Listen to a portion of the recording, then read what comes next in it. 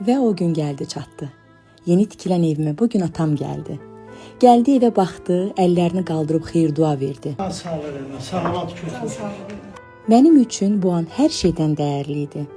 Çünki evin təməli təkcə betonla yox, ata duası ilə də möhkəmlənir. İşlər necədir?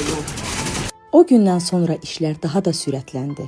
İkinci mərtəbə hazırlandı, beton töküldü və ev artıq gözlə görünəcək dərəcədə formalaşmağa başladı. Hər mərtəbə qalxdıqca insanın içindəki həyəcan da artır. Bu evin ən gözəl tərəflərindən biri isə mənzərəsidir. Pəncərədən baxanda dəniz mənzərəsi görsənir. Dəniz bu tərəfdədir. Yox, ata, qabaqda.